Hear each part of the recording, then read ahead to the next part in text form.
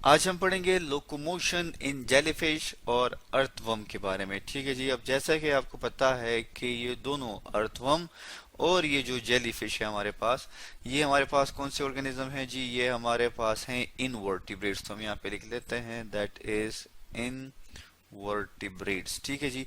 अब इनवर्टिब्रेट्स जो है हमारे पास, ये कौन से ऑर्गेनिजम्स हैं? इनवर्टिब्रेट्स जो है हमारे पास, ये वो ऑर्गेनिज्म है जिनमें रीढ़ की हड्डी नहीं होती। ठीक है जी। तो ये दोनों हमारे पास क्या हैं? इनवर्टिब्रेट्स हैं। इसी तरह तो सबसे पहले अगर हम बात करें किस चीज के बारे में, लोकोमोशन के बारे में, कि किस तरह ये ऑर्गेनिज्म जो है एक जगह से मूव करते हैं दूसरी जगह, तो सबसे पहले हम डिस्कस करेंगे इसको किस चीज में? जेलीफिश में। ठीक है जी। तो हम यहाँ पे लिख लेते हैं दैट इज जेलीफिश। ठीक है जी। इसका जो स्ट्रक्चर होता है वो जेली की तरह होता है, दैट्स वाई हम इसे क्या कहते हैं? जेलीफिश कहते हैं। साथ में हम एक डायग्राम भी ले आते हैं ताकि हमें समझने में भी आसानी हो। ठीक है जी। आप देख सकते हैं अपनी स्क्रीन पे कि हमारे पास एक डायग्राम आ गई जो कि किस चीज की है? जो कि जेलीफिश की है। ठीक है जी। ये हमारे पास क्या है? जेलीफिश है। अब जेलीफिश जो है, इसकी जो मूवमेंट है उसे हम क्या कहते हैं? उसे हम कहते हैं जेट प्रोपल्शन मूवमेंट। ठीक है जी। तो वो भी हम यहाँ पे लिख लेते हैं दैट इज जेट। ठीक है जी। जेट आप जानते हैं, जो हमारे पास लड़ाका तैयारा जो होता है उसे हम जेट कहते हैं, that is jet propulsion. PROPULSION। तो ये हमारे पास जेट प्रोपल्शन की मूवमेंट करता है या लोकोमोशन करता है। अब देखते हैं ये कैसे करता है ये लोकोमोशन। तो अब जैसे कि आप देख सकते हैं कि जेलीफिश जो है, अगर हम जेलीफिश की बात करें तो इसकी जो बॉडी है हमारे पास वो किस तरह होती है? वो अम्ब्रेला की तरह होती है। ठीक है जी। हम ऐसे लिख लेते हैं दैट इज अम्ब्रेला। ठीक है। छतरी नुमा जो है इसकी बॉडी होती है, अम्ब्रेला लाइक होती है। और अम्ब्रेला लाइक जो इसकी बॉडी है, तो वो आप देख सकते हैं इस डायग्राम में। अगर हम इसको इंसर्कल कर दें, ठीक है जी, ये आप देख सकते हैं यहाँ पर इस वाली डायग्राम में कि इसकी ये जो बॉडी है ये बिल्कुल अम्ब्रेला की तरह है, जिसको हमने क्या कर दिया? इंसर्कल कर दिया। और इस अम्ब्रेला की तरह जो बॉडी है, जिसको हम क्या कहते हैं जी? इसको हम कहते हैं बेल। ठीक है जी। क्या कहते हैं? बेल। बेल का मतलब क्या है? जैसे कि घंटी होती है। ठीक है जी। तो जेट प्रोपल्शन जो है ये किस तरह परफॉर्म किया जाता है, ये मूवमेंट या ये लोकोमोशन? सबसे पहले ये होता है कि हमारे पास जो वाटर होगा, ठीक है जी, क्योंकि ये हमारे पास कहाँ पर मौजूद होते हैं? वाटर में मौजूद होते हैं। तो वाटर क्या होता है? वाटर इंटर हो जाएगा। ठीक है जी। That is inter. वाटर जो है वो इंटर हो जाता है किस चीज में? इसके स्ट्रक्चर में, जिसको हम कहते हैं बेल। ठीक है जी। आप देख सकते हैं इस डायरेक्शन में वाटर जो है वो इसमें इंटर हो जाता है। ठीक है। और ये स्वेल हो जाता है। ठीक है। अब इसके बाद क्या होता है सेकंड स्टेप में? कि वाटर जो है उसको फोर्स्ड आउट कर दिया जाता है। ठीक है जी। हम यहाँ पे लिख लेते हैं कि सेकंड स्टेप में हमारे पास क्या होता है कि जो वाटर है उसको फोर्स्ड आउट। फोर्स्ड आउट का मतलब क्या है? बाहर निकाल देना। ठीक है। हम लिख लेते हैं यहाँ पे दैट इज फोर्स्ड आउट। उसको फोर्स्ड आउट कर दिया जाता है, बाहर निकाल दिया जाता है। ठीक है जी। किसके थ्रू? हमारे पास ये जो बेल है, ठीक है, ये क्या करता है? इसकी कॉन्ट्रैक्शन होती है। क्या होती है?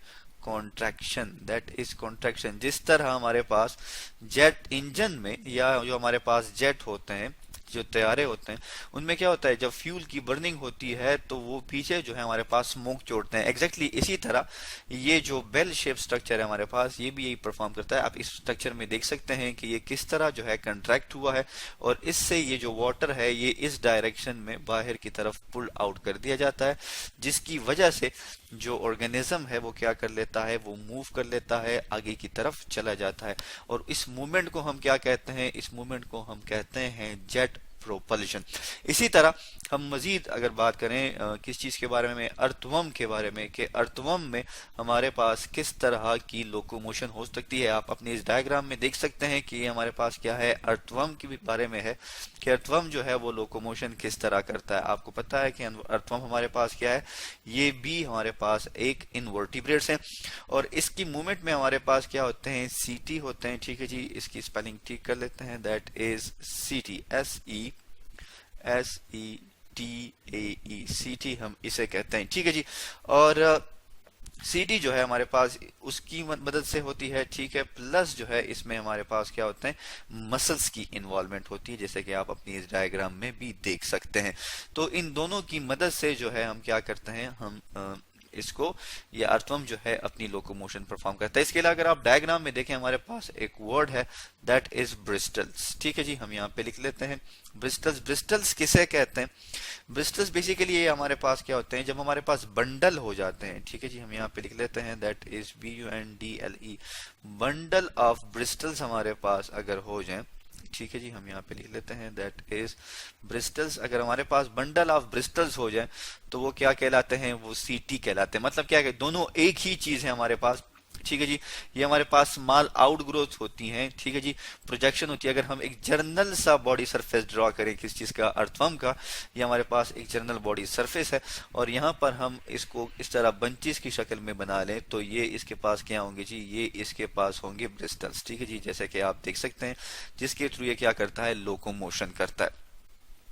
तो होता क्या है हमारे पास सबसे पहले, वो भी हम यहाँ पर मेंशन कर लेते हैं कि सबसे पहले जो है आप इस डायग्राम में अगर देखें तो हमारे पास अर्थवर्म में दो तरह के मसल्स होते हैं। ठीक है जी, एक को हम कहते हैं लॉन्गिट्यूडनल। ठीक है, हम यहाँ पे लिख लेते हैं दैट इज लॉन्गिट्यूडनल। ठीक है, लॉन्गिट्यूडनल। ठीक है जी, एक हमारे पास लॉन्गिट्यूडनल मसल्स होते हैं और दूसरे जो है हमारे पास वो क्या होते हैं? वो सर्कुलर मसल्स होते हैं। ठीक है जी, हम यहाँ पर लिख लेते हैं दैट इज सर्कुलर मसल्स। अब हम देखते हैं कि ये लॉन्गिट्यूडनल मसल और सर्कुलर मसल्स जो है ये किस तरह हेल्प करते हैं कंट्रैक्शन और रिलैक्सेशन में। तो जैसे कि सबसे पहले क्या होगा, आप देख सकते हैं ये इसका इंटीरियर रीजन है। ठीक है, जिसको उन्होंने मेंशन कर दिया है बतौर हेड। ठीक है जी, हेड इसका इंटीरियर है और ये जो इसकी टेल है ये इसका पोस्टीरियर पोर्शन है जिसको मैं P से रिप्रेजेंट कर लेता हूं और हेड चूंकि इंटीरियर है तो इसको हम A से रिप्रेजेंट कर लेते हैं। तो सबसे पहले होता क्या है, जैसे कि आप सकते हैं अब इस अर्थवर्म ने इस डायरेक्शन में क्या करना है? मूव करना है। तो सबसे पहले क्या होगा कि इसका जो इंटीरियर पोर्शन है उसकी इलोंगेशन हो जाती है। उसकी क्या हो जाती है?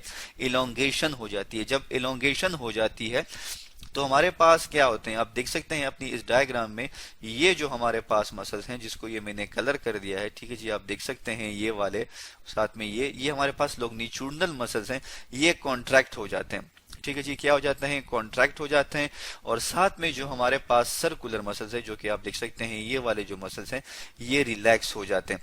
ठीक है जी, इसी तरह ये जो है फॉरवर्ड डायरेक्शन में मूवमेंट कर लेता है। प्लस इंटीरियर रीजन पे आप देख सकते हैं यहाँ पर इस डायग्राम में कि हमारे पास मौजूद हैं स्ट्रक्चर जिनको हम क्या कहते हैं? ब्रिस्टल्स कहते हैं या हम CT कहते हैं। ठीक है जी, अगर हम इसको थोड़े से डार्क कलर के साथ करें, हाँ ये वाला कलर ठीक रहेगा। ये जो हमारे पास मौजूद है आप देख सकते हैं यहाँ पर भी ये मौजूद है। सो ये जो आपको हेयर लाइक या फिंगर लाइक प्रोजेक्शन नजर आ रही है इसकी एंकरिंग हो जाएगी। ठीक है जी, इंटीरियर रीजन एलोंगेट हो जाएगा प्लस इन CTs की क्या हो जाएगी जो हमारे पास है ये एंकर कर लेंगे। उसके बाद क्या होगा? उसके बाद हमारे पास आप देख सकते हैं कि इस यहाँ पर आप देखें तो ये डायरेक्शन यहाँ पर जो बॉडी है वो क्या हो जाती है? वो कॉन्ट्रैक्ट हो जाती है। जब कॉन्ट्रैक्ट हो जाती है तो हमारे पास मसल्स किस तरह हो जाते हैं? हमारे पास अगेन आप देख सकते हैं कि जो सर्कुलर मसल्स थे वो कॉन्ट्रैक्ट हो गए। ठीक से आप देख सकते हैं यहाँ पर वो कितने एक्सपेंडेड हैं और यहाँ पर वो कितनी अमाउंट में कॉन्ट्रैक्ट हो गए हैं। प्लस आप देख सकते हैं कि जो हमारे पास लॉन्गिट्यूडनल मसल्स हैं वो क्या हो गए हैं? वो रिलैक्स हो गए हैं। आप देख सकते हैं इनका ये जो डायमीटर है ये कितना इंक्रीज हो गया है। तो इस तरह अर्थवर्म जो है हमारे पास वो क्या करता है? वो मूवमेंट करता है और जब उसकी ये बॉडी जो यहाँ पर जब इसकी कॉन्ट्रैक्शन और रिलैक्सेशन हो जाएगी तो इंटीरियर साइड पे जैसे कि आपको ये CT नजर आ रहे हैं यहाँ पर सॉरी पोस्टीरियर साइड पे आप देख सकते हैं इसके ये CT क्या करेंगे कि ये एंकरिंग कर लेंगे। ठीक है जी, और अगेन इस तरह एलोंगेशन होगी और वो मूवमेंट करता रहेगा, अपने बॉडी को फॉरवर्ड डायरेक्शन में मूव करता रहेगा। तो आज हमने डिस्कस किया किस चीज के बारे में? आज हमने डिस्कस किया दो ऑर्गेनिजम्स में लोकोमोशन के बारे में, जिसमें हमारे पास कौन कौन से हैं? जेलीफिश और अर्थवर्म।